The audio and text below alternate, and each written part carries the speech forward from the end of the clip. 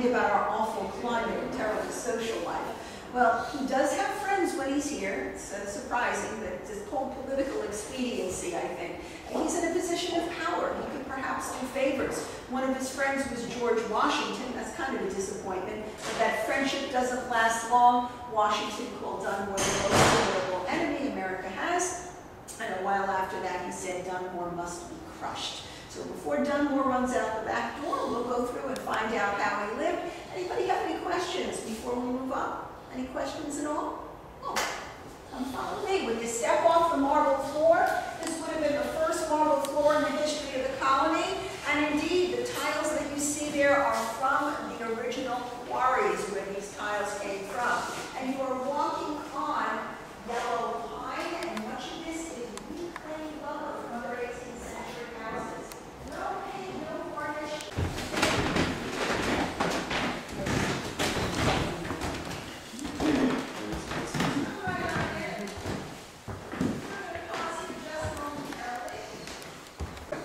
You're standing in what would have been one of the biggest, most elegantly, expensively decorated bedchambers you're going to see in the time and place you're in, and that is certainly not according to me. That's according to the man who designed the furniture. I feel certain you heard of him. His name is Thomas Chippendale. Chippendale was certainly a great arbiter of taste back then, and he said green, cream, and purple will dominate the age. What does this mean to us? We don't have a lick of paint of any color in our houses. And by the way, we never would have gotten into this room anyway. This is a private space. Below stairs was public space. We might possibly have seen that. This is called chinoiserie. It's Chinese Chippendale furniture, maple carved to look like bamboo, and according to the inventories, there are a lot of them here. Wilton carpet, printed bed hangings, looking glasses. Remember, we've got no glass in our windows. How could we have looking glasses? So everything here is quite elegant to us, but not to the eye of the two teenage girls with titles who've been taken away from their fancy friends and their elegant social life.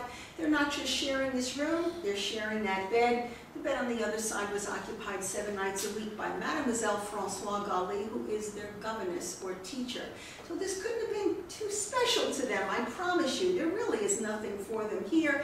And, well, there's no young gentleman with titles. There's a clue to how unhappy they must have been. But publicly, they always showed a countenance of being pleased to be here. And they were friendly to everyone they met, no matter what their social status. And that goes double for Lady Dunmore, and there's truly nothing for her here. So we continue to adore the family. It is Dunmore we hate, and as time goes by, he is soon going to turn us into an angry armed mob marching on this building.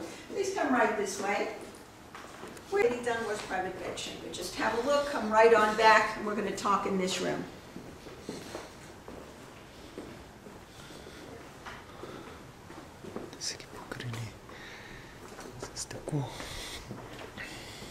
All right. Well, ladies and gentlemen, this room we're standing in is called the upper middle room, and swords and all of that. We are behind the ceremonial balcony for governors to make speeches, and if that's not enough of a hint to tell you this was a governor's office, what's on the walls certainly is. You're looking at antique hand-tooled leather with gold on it. This was rescued from Lord Crewe's townhouse in London. It was about to come down, and this is here because, well, this is pretty much what was here when Alexander Spotswood used this as his office. You're also looking at a lavish display of the color crimson. Crimson is the most expensive color to produce at this time. That's why it's frequently associated with royalty. You have to crush thousands of cochineal beetles just to make a little bit of crimson dye. And of course, there's crimson in the checks. And if you've been looking around, you've noticed there's checks all around the building. These are the height of fashion right now because Queen Charlotte herself loves them. We, as Midland sort folks that we are, could never afford that because you're looking at cotton, and cotton is the luxury fabric of the day. It's way more expensive than silk. You're also looking at a big collection of lighting fixtures. That's what these are in terms of a governor's office. These are here not for vanity. They reflect the light. Imagine how much darker we'd be in here now without them. But also, they certainly were used for vanity, especially when you look at this room and realize that this room's function has certainly changed. First of all, Lord Dunmore's desk is no longer here. We will see Lord Dunmore's original desk downstairs in a corner of the dining room, where I personally like to imagine his dear wife had it moved. Lord Dunmore came here alone, believing he was here for the rest of his life or at the king's pleasure, and he arrived without Lady Dunmore and the children.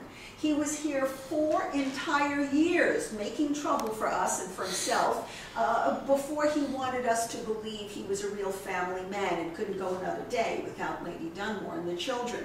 So here's the question, and you come to your own conclusions. Is he really the family man he wishes us to believe he is, or could he be a sneaky politician up to no good, and he wants to create a big distraction by bringing over the wife and kids? Whatever it was he was thinking, they did create kind of a distraction, but not enough to take our mind off the fact that he's done such things as fire the men from the House of Burgesses because they declared a day of prayer, and we were pretty mad about that. Remember, these are the men we call the Founding Fathers today.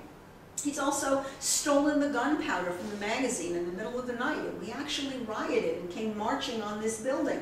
And this was a serious threat to his life, but done.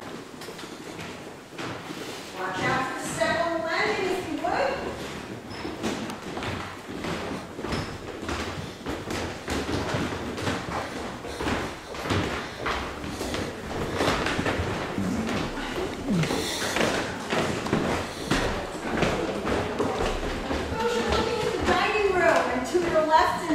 You will see Lord Dunmore's original desk, much more entertaining in front of it, Patrick Henry's original chair. So do take a look, take a picture, come join me in the ballroom.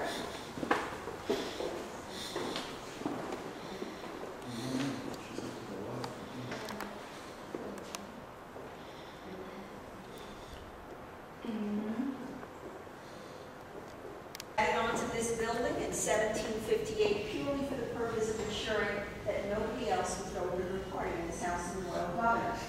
And since it is January 18, 1775, you're about to celebrate the Queen's birthday. That's what Lord Dunmore says this party is about. And in truth, this party was nothing but a big political flim-flam designed to win you over.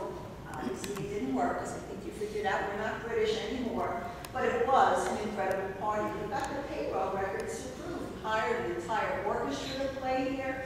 Flutes, violins, violin gamba, fiddles. Somebody would be playing this original 18th century bureau organ. This is a 1758 Jacob Kirkman harpsichord. And incidentally, Jacob Kirkman was the official harpsichord maker to George III and Queen Charlotte.